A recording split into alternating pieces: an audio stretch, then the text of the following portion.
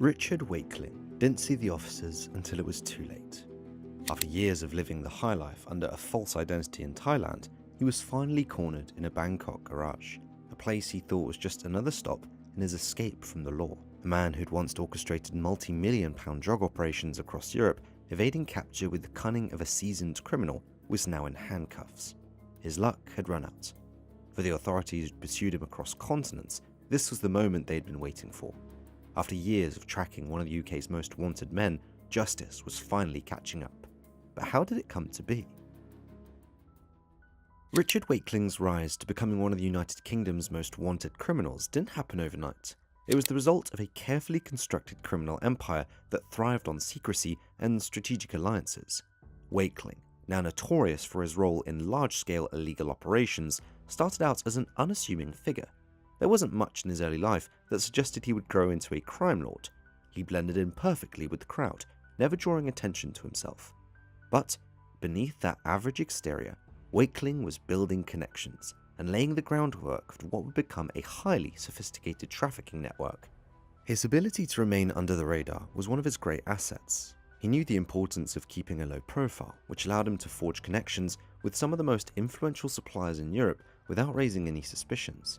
His network extended deep into the Netherlands, a hub for illicit drugs manufacturing and distribution. This relationship with Dutch suppliers was crucial. It provided him with a steady stream of product, ready to be imported into the UK on a scale that would eventually attract the attention of law enforcement agencies across the continent.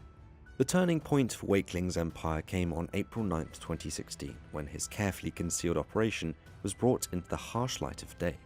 On that day, a truck was intercepted at the Channel Tunnel, the gateway between France and the UK, by border patrol officers. The truck, driven by a 59-year-old Leslie Muffet, appeared at first glance to be carrying a legitimate load of plastic drums. However, when the vehicle was scanned by the UK's sophisticated X-ray system, something far more sinister was revealed.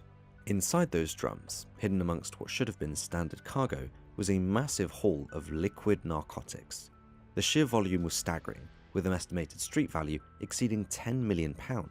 The driver, Muffet, claimed ignorance, insisting he was merely transporting furniture. But the evidence suggested otherwise. Investigators discovered that Muffet had made a suspicious stop in Turnhout, Belgium, where he picked up the illegal load before attempting to smuggle it through the Channel Tunnel into the UK. It was during the investigation that a critical piece of evidence came to light: phone records. These records traced a call made to Muffet during a stop in Belgium. The call, instructing him to collect the illicit cargo, was traced directly back to Richard Wakeling. This connection was the first solid link between Wakeling and the large-scale smuggling operation. For law enforcement, it was a breakthrough in understanding just how deep Wakeling's involvement ran. It wasn't just a one-off. Wakeling was operating a highly organized and repeated criminal enterprise that had likely smuggled millions of pounds worth of illicit items into the UK before they were finally caught red-handed. This bust marked the beginning of the end for Wakeling's criminal empire, but at the time, it was just another day at the office for the man who thought he could outsmart everyone. His low-key lifestyle had shielded him from suspicion for years, but now the authorities had a clear target in their sights. This operation revealed not only the scale of Wakeling's activities, but also the sophistication with which he conducted his business. It was clear that Wakeling was no ordinary criminal. He was a mastermind, operating with a level of cunning that made him a formidable adversary for law enforcement. The NCA's task was daunting. They had to piece together the full extent of Wakeling's criminal activities, which they quickly realized were far from limited to the one intercepted shipment. As they began to sift through the evidence, patterns emerged. This wasn't the first time Wakeling had orchestrated a large-scale import. In fact, investigators identified at least 6 other similar operations that Wakeling was likely been behind. Each one involved the careful coordination of shipments, the use of legitimate cargo to mask the narcotics, and the exploitation of international trade routes to move them from the European mainland into the UK. The scale of Wakeling's enterprise became clearer with each new piece of evidence. He had established a sophisticated and highly efficient operation, using a mix of intimidation, bribery, and meticulous planning to keep his business running smoothly.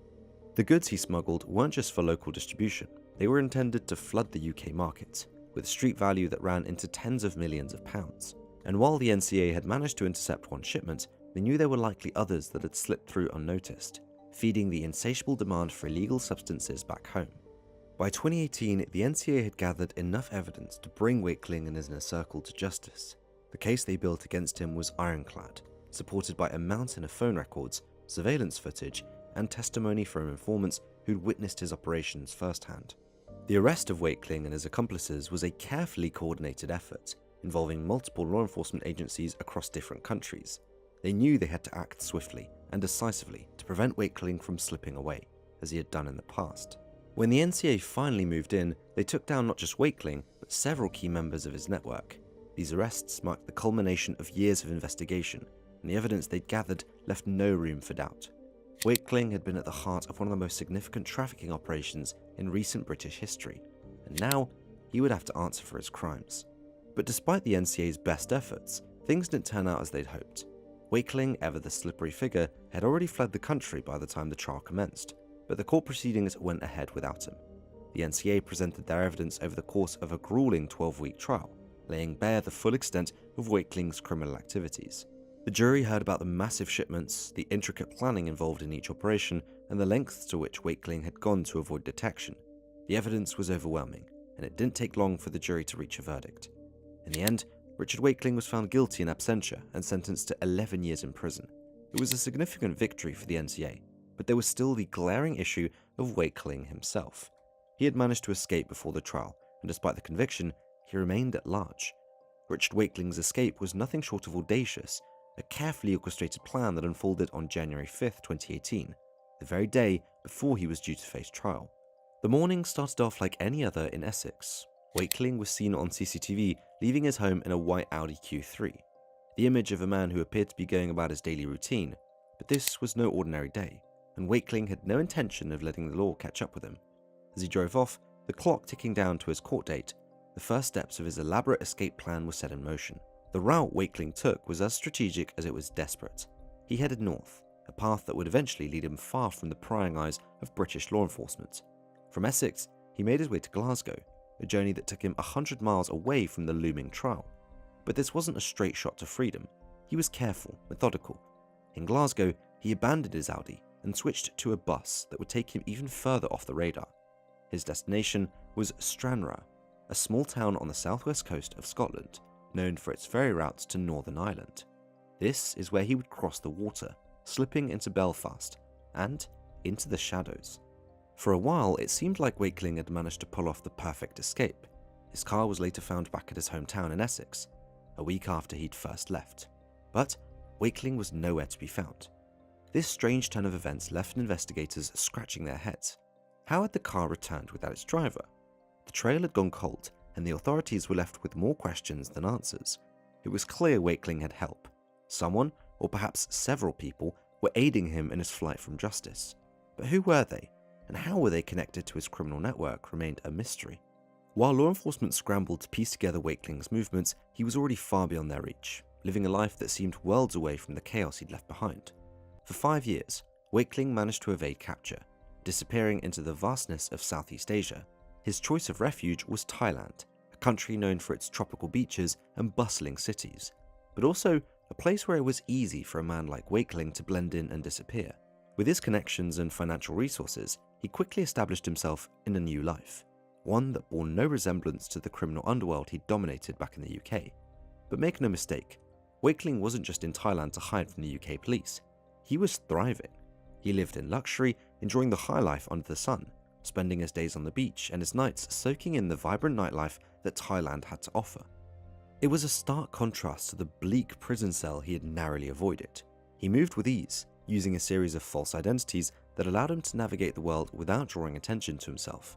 His network of contacts extended far beyond the UK, with ties in Northern Ireland, the Republic of Ireland, Canada, Spain, and of course Thailand. These connections were his lifeline, providing him with the resources and protection he needed to stay one step ahead of the authorities. But living on the run came with its own set of risks. Despite his best efforts to stay hidden, the international law enforcement community was relentless in their pursuit. The NCA, along with agencies from several other countries, never stopped searching for him. They knew that Wakeling was a master at covering his tracks, but they were determined to bring him to justice. Every move he made, every connection he relied on, was another piece of the puzzle that the authorities were slowly but surely putting together. Wakeling's life on the run might have seemed glamorous from the outside, but it is built on a foundation of lies and deception.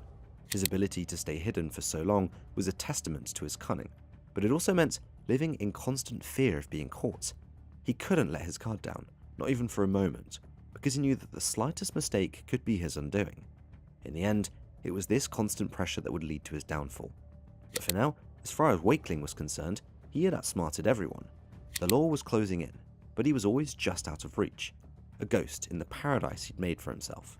The hunt for Richard Wakeling was nothing short of a dramatic pursuit. It was a global effort, one that stretched across continents as law enforcement agencies from Europe, Asia, and North America worked in unison to track down the elusive fugitive. The National Crime Agency, NCA, spearheaded this international manhunt, understanding from the outset that capturing Wakeling would require more than just local resources. His connections spanned multiple countries, and so too did the reach of the agencies pursuing him. The NCA's strategy was clear: to build a network of cooperation that could close the net around Wakeling no matter where he tried to hide. They coordinated with Europol, Interpol, and various national police forces, sharing intelligence and resources. Every lead was followed, every tip investigated, as the NCA worked tirelessly to piece together Wakeling's movements. One of the biggest challenges the NCA faced was the sheer scope of Wakeling's network. He had contacts and safe havens in places as far-flung as Northern Ireland, the Republic of Ireland, Canada, Spain, and Thailand. Each of these connections provided him with the means to evade capture, moving from one location to another with a level of ease that frustrated the investigators tracking him. NCA operation managers were candid about the difficulties they faced. Wakeling's ability to disappear was unlike anything we'd encountered before, one of them remarked. He had the money, the connections, and the will to stay hidden, and that made him a very dangerous individual. But the NCA wasn't about to let Wakeling slip away without a fight. They knew that public awareness could be a powerful tool in their search, so they launched a series of public appeals designed to keep Wakeling's face in the spotlight. They released security footage showing the last known images of Wakeling before he went on the run, including the chilling clip of him loading his white Audi Q3 with bags on the morning of January 5th, 2018. These images was broadcast widely, along with warnings about Wakeling's dangerousness, which was emphasized despite his prosthetic leg. Don't be fooled by his disability, the NCA cautioned. Wakeling is a ruthless criminal who will stop at nothing to avoid capture. The public response was immediate and overwhelming. The media latched onto the story, transforming Wakeling from a name in the criminal underworld into a figure of public infamy. Newspapers, television programs, and online platforms buzzed with updates on the manhunt, turning it into a global spectacle. This constant coverage kept him in the public eye. It also generated a flood of tips from people around the world. Some were dead ends, but others provided valuable pieces of the puzzle that helped the NCA narrow down their search. One of the most striking aspects of this manhunt was the way it engaged ordinary people in the pursuit of a criminal who had for years operated in the shadows. The NCA's appeals made Wakeling's story personal, casting him not just as a fugitive, but as a threat to public safety. This narrative kept the pressure on, both for Wakeling and for the agencies chasing him. The NCA's persistence, combined with the global reach of their partners, meant that Wakeling had fewer and fewer places to hide, and with the public's eye on him, he couldn't make a move without risking exposure. After running from place to place for nearly 5 years, Wakeling's luck finally ran out in February 2023. It was a routine errand, or so it seemed. Wakeling, who'd managed to stay one step ahead of the law for so long, went to a garage in Bangkok to collect his car. However, unbeknownst to Wakeling, the Royal Thai police had been watching and waiting, and as he walked into the garage, they were ready to bring his long run from justice to an abrupt end. The arrest itself was swift and decisive, catching Wakeling completely off guard. For years, he'd lived with the constant fear of being caught, always looking over his shoulder. But in that moment, there was nowhere left to run. The Royal Thai Police, acting on intelligence gathered from their international counterparts, had orchestrated the operation with precision. As soon as Wakeling stepped into the garage, officers moved in, surrounding him before he had a chance to react. There were no dramatic chases, no chaotic confrontations, just the quiet, inevitable conclusion to an existence spent in the shadows. When they searched him, the officers found a passport in his possession, but it wasn't in his name. The false passport was just one of many tools Wakeling had used to stay hidden, a symbol of the deception that had defined his life on the run. For years, he'd lived under assumed identities, blending into the streets of Bangkok, a ghost among millions. But no amount of forged documents could protect him from the reality that had finally caught up with him at that moment, as the handcuffs were snapped onto his wrists. The news of Wakeling's arrest spread like wildfire. Media outlets around the world picked up the story, captivated by the dramatic end to one of the UK's most wanted fugitives. The NCA, which had led the charge in the hunt for Wakeling, wasted no time in praising the international cooperation that had made his capture possible. This arrest is a testament to the relentless efforts of our team and our partners across the globe, an NCA official stated. Wakeling may have thought he could escape justice, but this case proves that no matter how far you run, we will find you. The NCA's regional manager for Thailand, David Coyle, said, "I thank the prosecutors of the Attorney General's office, the Royal Thai Police, and the Commissioner of the Central Investigation Bureau for their extensive work helping us identify and arrest Wakeling." However, as big of an achievement as the arrest of Wakeling was, the story didn't end there. There was still the matter of his extradition to the UK, a process that would ensure he finally faced the justice he'd evaded for so long. The extradition process began almost immediately, and the NCA working closely with Thai authorities to bring Wakeling back to British soil. There was no question that he would be extradited. The only matter left to decide was when, and as the process moved forward, it became clear that Wakeling's time was running out. Richard Wakeling's return to the UK marked the end of his time on the run, but it also brought him face to face with a grim reality. Extradited from Thailand in June 2023, Wakeling had been sentenced to 11 years in prison back in 2018 for attempting to import £8 million worth of amphetamines. His decision to flee just before his trial only worsened his situation. Upon his arrival at Heathrow, he was immediately jailed, with no chance of release before 2034. What are your thoughts on Wakeling's story? Let us know in the comments below. If you like our content, don't forget to check out the channel. We've got many more stories from the underworld to share with you. We'll see you in the next one.